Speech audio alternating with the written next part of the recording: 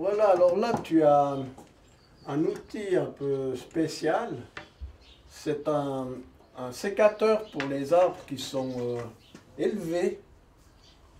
Alors, pour couper des branches élevées. Alors ici, il y avait un fil qui passait. Et puis il passait aussi ici. Il descendait ici. Puis on tirait. Et en tirant, ça fermait et ça coupait. Là, il y a un ressort qui fait revenir le truc en arrière. Et puis ça coupe. Voilà, c'est l'ancêtre d'appareils qu'on a aujourd'hui. Mais je trouve qu'il est sympathique. Il vient du Val d'Entremont. C'est quelqu'un du Val d'Entremont qui me l'a donné. Je te montre une photo là qu'on a trouvée une fois dans une brocante. C'est le glacier du Rhône. En quelle année exactement, je ne sais pas. Mais ce qu'il y a d'intéressant, c'est de voir qu'il arrive jusque là. Hein, en bas dans le... Aujourd'hui, il est tout là-haut. Ouais. Il y a quand même eu un sacré changement. Hein. Mais il y a déjà des hôtels là-haut, donc je pense que c'est une situation du glacier aussi fin du 19e, début du 20e. Alors là, c'est une pompe à sulfater, si on veut. C'était des pompes à pression. Donc on mettait le liquide, le sulfate dedans, et puis on devait serrer pour que l'air pénètre, et puis quand c'était bien gonflé, à l'intérieur, on bloquait là, parce que ce truc, il pouvait remonter. Je sais qu'il y a des gens qui ont eu des accidents avec ça. Et c'était fabriqué en Savoie, c'est la Vermorel. Dans tous les milieux vignerons, on connaît le mot Vermorel. C'était fabriqué à Villefranche en Savoie. Alors le jus après sortait sous pression, ici il y avait un tuyau, et puis un truc pour gicler au bout, un jet. L'avantage du système, c'est qu'il n'y avait pas besoin de pomper toujours avec le bras. Par contre, le défaut, c'est que c'est un poids énorme. Avec encore je pense qu'il y avait une vingtaine de litres là-dedans, ça avait un poids énorme. Donc ça c'est une branche. Eh bien, c'était à l'époque où on vendangeait dans des paniers qu'on venait verser dans la brante. Dans la brante, on tassait le raisin avec un smotieux. Je crois qu'il y en a un par là.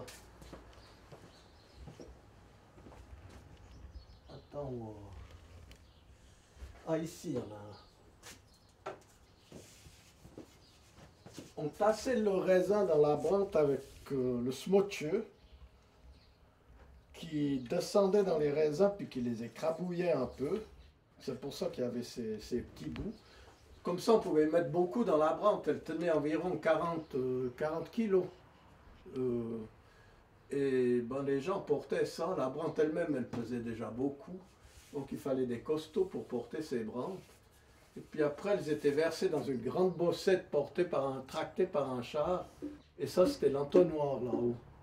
C'était donc la brante elle avait été marquée du nom de mon papa, produit Luc en 1940, parce qu'il avait été nommé député. Alors, ça se faisait d'inscrire ces choses sur une brante. Alors ça, c'est un objet que j'ai récupéré pour une raison très simple, c'est que ça me rappelle de bons souvenirs. C'était l'époque des alpages. Donc quand j'étais jeune, il y avait encore tous les alpages d'Ovrona qui fonctionnaient à plein. Et dans les Mayens, en bas, quand on restait là-haut pendant l'été, on avait besoin de lait. Alors, il n'y avait pas de lait au magasin. Il n'y avait pas de berlingot, bien entendu. Alors, il y avait une personne, moi j'en ai connu en tout cas 3 ou 4, qui se sont succédés, qui montaient à l'alpage de Sailles, par exemple. Une personne s'appelait Martin Desfeilles, je me rappelle bien, qui portait une boye comme ça. Il montait à l'alpage, il remplissait sa boye, qui contient, sauf erreur, 30 litres, et il redescendait avec sa boye. Le linge qui est là, c'était pour empêcher le lait de sortir, c'était le joint. Hein. Et puis il arrivait, il posait sa boye sous un arbre, là, près du Beau Séjour.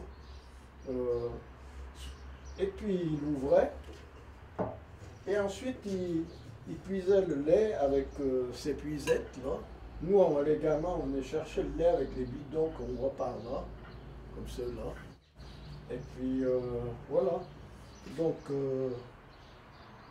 c'est les bons souvenirs des Mayens, quoi. Et les Mayens, les gens ils montaient essentiellement pour faire les foins. Bon, des fois, quand ils avaient fini les vignes, comme ils disaient, ils avaient quand même du plaisir à rester quelques jours, surtout autour du 15 août, comme ça, avant le 15 août, 1er août, 15 de repos, quoi. Ouais, c'était quand même un peu de repos. Ouais. Mais essentiellement, ils étaient en haut pour faire les foins. Ouais. Et puis, nous, on était peut-être déjà des privilégiés parce que nos parents louaient un chalet, si on peut appeler ça comme ça, quoi. Il y avait 2 chambres, une cuisine avec potager, et puis pas d'eau chaude, il y avait un robinet dans la cuisine, c'est tout. Mais d'autres venaient chercher l'eau à la fontaine, parce qu'il n'y avait même pas d'eau dans les chalets. Ouais. Mais c'était une période assez joyeuse dans les Mayens. Le samedi, il y avait souvent des fêtes, il y avait chaque été une grande kermesse, dans le Botsa, dans un coin qui s'appelle le Botsa, et de l'accordéon, bal, etc. C'était une belle époque, quoi. Puis les dimanches, les gens montaient beaucoup aux Mayens, pour ceux qui avaient du bétail, pour aller voir les vaches dans les alpages. Voilà. Alors c'était un défilé de gens qui montaient voir les vaches. Et puis les dames, elles avaient des paniers, elles apportaient un peu de nourriture à leurs maris qui sont en haut dans les alpages, ou bien aux bergers qui s'occupaient de leurs vaches. Il fallait lui donner quelque chose. Ouais. Ça pouvait être de la nourriture, ça pouvait être aussi... du liquide. Du liquide. Alors, cette cloche de vache, là, et de génisse, celle-ci, je l'ai trouvée en montant des places à Dugny par le chemin qui monte derrière les places, là. Dans les feuilles, au bord du chemin, je vois quelque chose et je trouve ça. C'est une génisse qu'il a dû la perdre une fois. Et ce qui est intéressant, c'est qu'il y a des bestioles qui ont dû manger tout